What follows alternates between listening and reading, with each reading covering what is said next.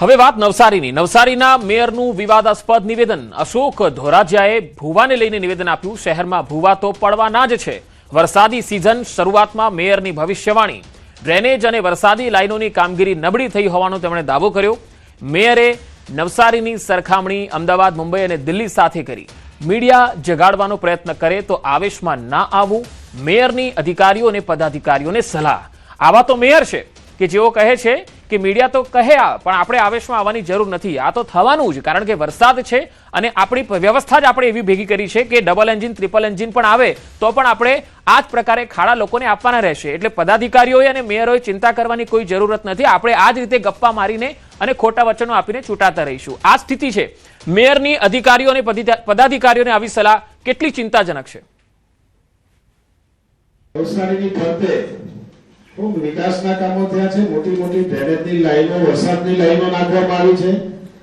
એટલે ભૂવા પડવાના છે. હું અત્યારથી જ કહું છું, કારણ કે જે જમીન પોચી થઈ ગઈ હોય એ પાણી પચાયું છે, છતાં પણ જોરમાં વરસાદ આવશે અને પાણી આવશે. એટલે મેં આજે એવું પણ કહ્યું છે કે 4 ઝોનમાં જ્યાં પણ આવી તકલીફ ઉઠે એટલે આપણે પહેલેથી જ તૈયારીના ભાગરૂપે સૂચના આપી દીધી છે. નવસારીમાં પ્રથમ વરસાદે જ મહાનગરપાલિકાની કામગીરીની પોલ ખોલી નાખી. વરસાદ બાદ ઠેર ઠેર પાણી ભરાયા. શહેરના નાગ તલાવડી વિસ્તારના 15 ઘરોમાં ઘૂંટણસમાં પાણી ભરાઈ ગયા. લોકોની ઘરવખરીને નુકસાન થયું. ઘરનો સામાન પાણીમાં તરતો જોવા મળ્યો તો દુકાનોમાં પણ પાણી ભરાઈ ગયા હોય એવા દ્રશ્યો જોવા મળ્યા. લોકોનું કહેવું છે કે અહીં વર્ષોથી નાળા સાફ કરવામાં નથી આવ્યા, તેથી પાણી ભરાવાની સમસ્યા સર્જાય છે. ઘરવખરીનો સામાન પલળી જતા લોકો ગંભીર સ્થિતિમાં મુકાયા છે અને તંત્ર પાસે સહાયની અપેક્ષા રાખી રહ્યા છે.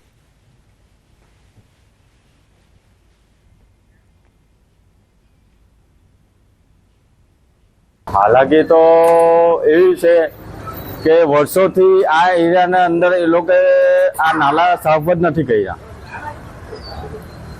આ લાઈન, આ ડેપોવાળી જે લાઈન છે એ લોકો ખોદીને કોઈ દાડે સાફ જ નથી કર્યા. જે એવી પરિસ્થિતિ સર્જાઈ છે કે પહેલી જ વરસાદના અંદર એવું પાણી ભરાઈ ગયું, બધા દુકાનોના અંદર પાણી ભરાઈ ગયું. નુકસાન લગભગ હવે થઈ ગયું. તમે અમારે 25-30 હજારની ઉપર થઈ ગયેલું છે. કેટલા વર્ષોથી આ એ 55 વર્ષની ઉપર થઈ ગયેલા છે. શું અપેક્ષા રાખીએ? સરકાર કઈ કરે તો રાહત કે મળે. આજ બધી અપેક્ષા તો કઈ આવી નથી, પણ અપેક્ષા રાખીએ. હવે તાપીથી જે તસવીરો આવી રહી છે તે આપણે બતાવીએ. તાપી જિલ્લામાં સતત બીજા દિવસે વરસાદી માહોલ છે. અહીંયા વ્યારા, ડોલવણ, ઉચ્છલ સહિત જિલ્લાના અનેક વિસ્તારોમાં સવારથી છૂટો છવાયો રીમઝીમ વરસાદ પડી રહ્યો છે. વરસાદને કારણે સમગ્ર વાતાવરણમાં ઠંડક ફેલાઈ ગઈ. સતત બીજા દિવસે વરસાદી વાતાવરણ રહેતા ખેડૂતોમાં આનંદ છવાઈ ગયો છે.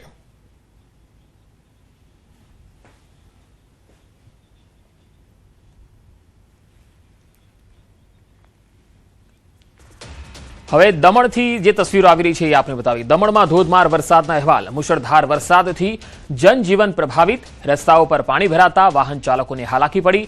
વરસાદથી વાતાવરણમાં ઠંડક ફેલાઈ ગઈ છે. ગરમીથી લોકોને રાહત મળી છે. નીચાણવાળા વિસ્તારોમાં પાણી ભરાવાની સ્થિતિ સર્જાઈ છે. મુશળધાર વરસાદથી દમણમાં પણ તમે જોઈ શકો છો કે નીચાણવાળા વિસ્તારોમાં પાણી ભરાવાનું શરૂ થયું છે. વાતાવરણમાં ઠંડક ફેલાઈ ગઈ છે. લોકોને ગરમીથી રાહત મળી છે, કારણ કે ઘણા સમયથી બફારાનો માહોલ હતો. તો કેન્દ્ર શાસિત પ્રદેશ દમણમાં મુશળધાર વરસાદ પડી રહ્યો છે. જનજીવન અહીંયા વરસાદથી પ્રભાવિત થયું છે. મુખ્ય રસ્તાઓ અને નીચાણવાળા વિસ્તારોમાં પાણી ભરાવાની શરૂઆત થઈ છે, જેના પગલે સ્થાનિક લોકોને પણ હાલાકી પડી રહી છે. જોકે ઠંડક વાતાવરણમાં થઈ જવાના કારણે લોકોને ગરમી અને બફારાથી રાહત મળી છે. તો દક્ષિણ ગુજરાતમાં લગભગ તમામ વિસ્તારોમાં વરસાદી અહેવાલ આવી રહ્યા છે. વરસાદી વાતાવરણ સર્જાયું છે અને દમણ હોય, વલસાડ હોય, ડાંગ હોય, નવસારી હોય, આ તમામ વિસ્તારોમાં હાલ સવારથી જ વરસાદી માહોલ જામ્યો છે અને આજે પણ વરસાદનું એલર્ટ આપવામાં આવ્યું છે. દક્ષિણ ગુજરાતમાં આજે અનેક વિસ્તારોમાં વરસાદી વાતાવરણ રહેશે. હવે મધ્ય ગુજરાતની વાત. આણંદ જિલ્લાના તાલુકામાં વરસાદના અહેવાલ આવી રહ્યા છે. પેટલાદ શહેર અને ગ્રામ્ય વિસ્તારોમાં મેઘરાજાની ધમાકેદાર એન્ટ્રી થઈ છે. મેઘરાજાના આગમન સાથે વાતાવરણમાં ઠંડક ફેલાઈ ગઈ છે. પેટલાદ તાલુકાના ડાંગર પકાવતા ખેડૂતો માટે આનંદ છે, કારણ કે 12 વાગ્યા સુધીમાં 2.5 ઇંચ વરસાદ આણંદમાં નોંધાયો છે. અહીંયા ડાંગર પકવતા ખેડૂતોની ચિંતા હતી. ખાસ કરીને પેટલાદ અને ખંભાતના જે બોરસદ છે, આ તાલુકાના જે ડાંગર પકવતા ખેડૂતો છે એ ચિંતામાં હતા, પરંતુ 12 કલાકમાં 2.5 ઇંચ વરસાદ થઈ ગયો છે, જેથી હવે તેમને રાહત થઈ. આણંદના પેટલાદ પંથકમાં મેઘરાજાની ધમાકેદાર એન્ટ્રી થઈ છે. પેટલાદ શહેર અને આસપાસના ગ્રામ્ય વિસ્તારોમાં વરસાદ. આ વરસાદથી સમગ્ર વિસ્તારમાં ઠંડક ફેલાઈ છે. ગરમીથી પરેશાન લોકોને રાહત મળી ગઈ છે. વરસાદના આગમનથી ખેડૂતોમાં ખુશીની લહેર છે. વધુ માહિતી મેળવીએ આણંદથી સંવાદદાતા જનક જાગીરદાર જોડાયા છે. જનક, આણંદમાં સૌથી વધારે વરસાદ કયા વિસ્તારમાં છે અને ખેડૂતોનું શું કહેવું છે? ચોક્કસ પંકજ, આણંદમાં હાલ માત્ર પેટલાદ તાલુકામાં જ વરસાદ નોંધાયો છે. જો પેટલાદ તાલુકાની વાત કરીએ તો આજે સવારે લગભગ 11:30 થી 1:45 સુધી 2.5 ઇંચ વરસાદ એટલે કે 74 મિલીમીટર વરસાદ નોંધાયો છે. ચોક્કસ કહી શકાય કે આ પ્રથમ વરસાદે જ પેટલાદ શહેરમાં જે નીચાણવાળા વિસ્તારો છે ત્યાં વરસાદી પાણી ભરાયા હતા. પણ ચોક્કસ કહી શકાય કે પેટલાદ તાલુકાના જે ગ્રામીણ વિસ્તારના ખેડૂતો માટે આ ખૂબ આનંદના સમાચાર છે. કારણ કે પેટલાદ તાલુકાના ડાંગર પકવતા ખેડૂતો વરસાદની રાહ જોઈને જ બેઠા હતા. એટલે આ વરસાદના કારણે એમને ચોક્કસ ફાયદો થશે. અને હાલ સમગ્ર પેટલાદ પંથકમાં એટલે કે તાલુકા અને શહેરમાં વાતાવરણમાં ખૂબ ગરમી હતી અને જેના કારણે સ્થાનિકોને ઠંડકનો રાહતનો શ્વાસ મળ્યો છે. જી જનક, આભાર માહિતી આપવા માટે. હવે ડાંગ જિલ્લાની જો વાત કરીએ તો ડાંગ જિલ્લામાં વરસાદી માહોલ બરાબર જામ્યો છે. અહીંયા આહવા તાલુકો, સુબીર, સાપુતારા, વઘઈમાં વરસાદના અહેવાલ આવી રહ્યા છે. ગ્રામ્ય પંથકમાં પણ વરસાદી માહોલ જામ્યો છે. મેઘાએ જમાવટ કરતા ખેડૂતોમાં ખુશીની લહેર છે. આમ તો ડાંગ અને ડાંગનો જે વિસ્તાર છે આહવા, સાપુતારા, એ આ દિવસોમાં ફરવા માટેનો એક અદ્ભુત સ્થળ મનાય છે. પ્રવાસીઓ પણ આ વરસાદી સિઝનમાં અહીંયા ફરવા માટે આવતા હોય છે. ત્યારે વાતાવરણ ખૂબ જ આહલાદક અને ખુશનુમા થઈ ગયું છે.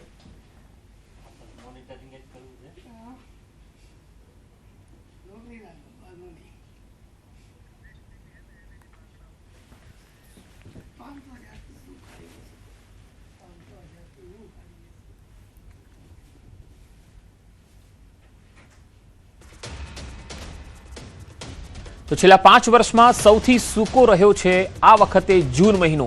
5 વર્ષમાં ક્યારે નથી થયો આટલો ઓછો વરસાદ. ગુજરાતમાં જૂન મહિનામાં વરસાદની જે ઘટ છે એ 82% રહી છે. 110.8 mmની સામે માત્ર 19.9 mm વરસાદ નોંધાયો છે. છેલ્લા 5 વર્ષમાં સૌથી સૂકો રહ્યો જૂન મહિનો. તો તમે તસવીરોમાં આપણે થોડા ગ્રાફિક્સના માધ્યમથી કેટલાક આંકડા છે પાછલા વર્ષના એ જોઈએ તો વર્ષ 2021, આમ તો ઓવરઓલ જોઈએ 2026માં તો 110.8 mm વરસાદ થવો જોઈએ, પરંતુ થયો છે 19.9 mm, એટલે કે 82% વરસાદની ઘટ જૂન મહિનામાં છે. પણ પાછલા 5 વર્ષના જો તમે ડેટા જુઓ તો જૂન મહિનામાં 2021માં 98 mm વરસાદ હતો, એટલે કે 13% ઘટ થઈ હતી. 2022માં 51.5 mm વરસાદ જૂન મહિનામાં થયો હતો, તેમાં 54% ઘટ હતી. 23માં 229.2 mm વરસાદ નોંધાયો હતો, એટલે કે 107 જેટલો વધુ વરસાદ જૂન મહિનામાં પડ્યો. 2024ના વર્ષમાં 77.1 mm વરસાદ હતો, એટલે કે 30% ઓછો વરસાદ 2024માં. અને આ વખતે 2025માં પાછલા વર્ષનું જોઈએ તો 238.7 mm વરસાદ, એટલે કે 115% વધુ વરસાદ પાછલા વર્ષમાં આપણે જોયો છે. એની સામે આ વખતે જોઈએ તો 110.8 mm વરસાદ તો થવો જોઈએ, પણ 19.9 mm જ થયો, એટલે કે 82%ની ઘટ જૂન મહિનામાં 2024માં રહી છે. तो अभी देखिए इस साल जो अभी तक बारिश हुआ है जून महीना में 19.9 mm बारिश हुआ है, जो कि नॉर्मल जो सामान्य बारिश का स्थिति होना चाहिए 110.8 mm, जो अभी जो स्थिति है -82% डेफिशिएंट है. अभी जो लास्ट 5 साल का डेटा हम देख रहे थे, इसमें 2021 और 22 में डेफिशिएंट रेन था. વધુ સમાચારો જોઈશું એક વિરામ બાદ.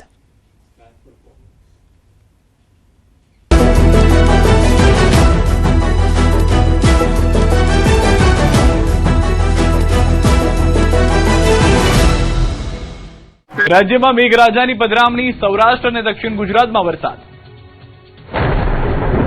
રાજ્યના અનેક જિલ્લાઓમાં ફરી મેઘરાજાની એન્ટ્રી થતા વરસાદી માહોલ જામ્યો છે. ભાવનગર, નવસારી, વલસાડ સહિત દક્ષિણ ગુજરાત અને સૌરાષ્ટ્રના કેટલાક વિસ્તારોમાં વરસાદ વરસતા ખેડૂતોમાં આનંદ જોવા મળી રહ્યો છે. જોકે રાજ્યમાં અત્યાર સુધી ચોમાસાની ધીમી શરૂઆત વચ્ચે વરસાદની મોટી ઘટ યથાવત છે. ભાવનગર જિલ્લાના ગ્રામ્ય વિસ્તારોમાં ધોધમાર વરસાદ વરસ્યો છે. તળાજા તાલુકાના બગદાણા, ઠાડજ, ઠાડિયા, દેવળિયા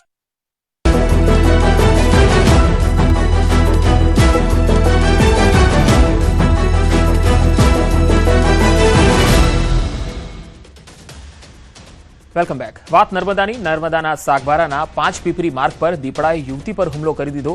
આ હુમલામાં યુવતી ગંભીર રીતે ઇજાગ્રસ્ત થઈ. યુવતીને સારવાર માટે હોસ્પિટલ ખસેડાઈ છે. વારંવાર દીપડાના હુમલાની ઘટનાઓથી લોકોમાં ફફડાટ વ્યાપી ગયો છે. ગામજનોએ વન વિભાગ પાસે પિંજરા મૂકવાની માંગણી કરી છે.